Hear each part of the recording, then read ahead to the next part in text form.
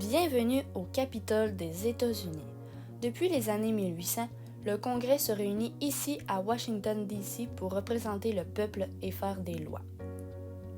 La Chambre des représentants des États-Unis et le Sénat américain partagent le bâtiment constitué d'un dôme et de deux ailes. La Chambre est dans l'aile sud ou à gauche de ce point de vue et le Sénat est dans l'aile nord du bâtiment ou à droite de cet angle avec la rotonde au milieu sous le dôme du Capitole. La statue de bronze qui couronne le sommet du Capitole depuis 1863 se nomme Freedom, élaborée par Thomas Crawford. Freedom est habillé dans un style gréco-romain classique pour répondre à l'architecture du bâtiment. D'une hauteur de 19 pieds et demi et pesant environ 15 000 livres, Freedom représente un personnage féminin portant un casque militaire et tenant un épée au fourreau dans sa main droite et une couronne de laurier et un bouclier dans sa main gauche. Les plans initiaux du bâtiment furent dessinés à l'origine par Dr. William Thornton, un médecin et architecte amateur. Son design pour le Capitole fut sélectionné par le président George Washington lui-même en 1793. Les plans de Thornton s'inspiraient de la grande colonnade du Louvre et du Panthéon de Rome avec les colonnes monolithiques d'ordre corinthienne, un fronton à l'entrée du bâtiment et une rotonde. Les travaux de construction du Capitole furent concentrés sur l'aile nord du bâtiment pour qu'elle soit prête à être occupée par le gouvernement.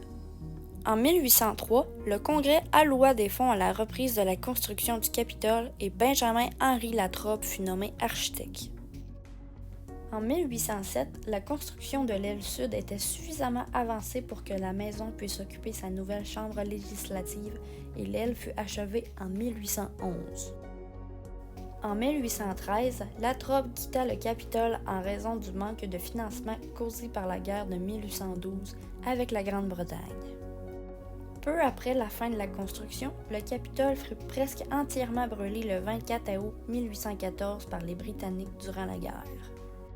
Seule une averse orageuse permit l'extinction de l'incendie, créant ce que Latrobe a appelé une ruine des plus magnifiques. Latrobe est revenu à Washington en 1815 lorsqu'il a été réembauché pour restaurer le Capitole. Mais il a été contraint de démissionner peu de temps après en raison de délais constamment manqués et de dépassements de budget. Le successeur de Latrobe fut l'architecte Charles Bulfinch qui a achevé les chambres de la Cour suprême, la Chambre et le Sénat qui étaient prêts à être utilisés en 1819. Bulfinch a également créé le centre du bâtiment tant attendu, le coiffeur d'un dôme recouvert de cuivre. En 1850, le bâtiment fut agrandi de manière significative par Thomas Hugh Walter, car le Capitole ne pouvait plus accueillir le nombre croissant de sénateurs et de représentants des États nouvellement admis. Puisque les nouvelles ailes ont plus que doublé de la longueur du Capitole, il est devenu évident que le dôme érigé par Bulfinch ne convenait plus aux proportions du bâtiment. Au début des années 1855, il a été décidé que l'ancien dôme devait être démoli et qu'un plus grand dôme en fonte conçu par Walter le remplacerait. Le premier endroit où nous allons à l'intérieur du Capitole est la crypte. Ce vaste espace circulaire situé au rez-de-chaussée n'est pas la pièce la plus chic du Capitole, mais elle a un rôle important.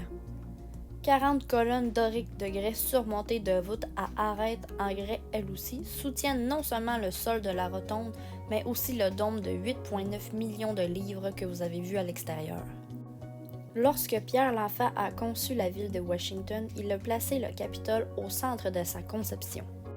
L'étoile incrustée dans la crypte marque l'endroit où les 4 cadrans de la ville se rejoignent, à partir duquel les bâtiments de la ville sont numérotés.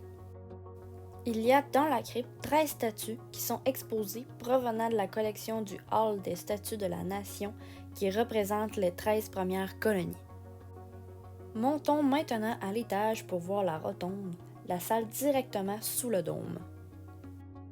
La rotonde du Capitole est une salle circulaire de 29,3 mètres de diamètre et d'une hauteur de 54,8 mètres. Elle est le centre cérémoniel du Capitole, utilisé pour partager l'histoire des États-Unis, pour dévoiler de nouveaux arts, pour honorer ceux qui ont apporté des contributions importantes au pays et pour dire au revoir aux dirigeants nationaux et aux citoyens qui ont servi les États-Unis. La rotonde est d'architecture néoclassique et fut prévue pour rappeler le style de celle du Panthéon de Rome.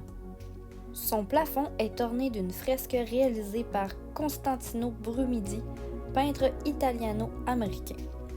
Elle est composée de 36 fenêtres et parcourue de corridors connectant la Chambre des représentants et le Sénat. La coupole est allégée par des caissons qui s'élèvent vers le sommet comme le Panthéon de Rome. Elle se compose d'un dôme intérieur et extérieur. Le dôme extérieur est constitué d'une base où à l'intérieur se situe la frise de la rotonde.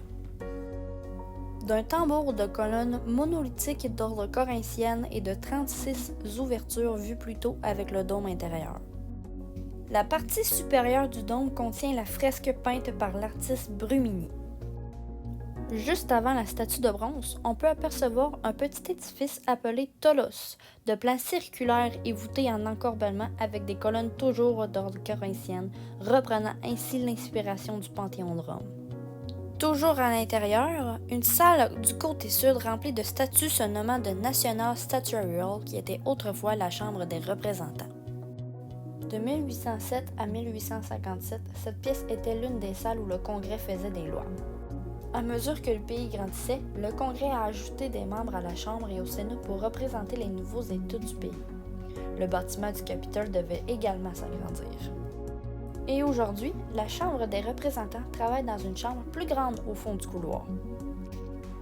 Les plaques sur le sol indiquent l'emplacement des anciens bureaux des représentants. 8 d'entre eux, dont Abraham Lincoln et John Quincy Adams, sont devenus présidents des États-Unis. Le Congrès a transformé l'ancienne salle de la Chambre des représentants en la National Statuary en 1864. Les statues présentes dans cette pièce sont choisies par les législatures d'État. Chaque État peut envoyer des statues de 2 personnes de son histoire. Les statues ont commencé à arriver au Capitole en 1870, mais dans les années 1930, la collection fut trop importante pour cette salle et pour des raisons à la fois esthétiques et structurelles, le Congrès a autorisé l'exposition de statues dans tout le bâtiment. Le Capitole ne ressemble à aucun autre endroit aux États-Unis, c'est pourquoi il est tant important. C'est le centre du gouvernement américain, mais c'est aussi le témoin de l'histoire et un symbole de démocratie. Un lieu où l'on raconte les histoires de ce que signifie être un citoyen des États-Unis.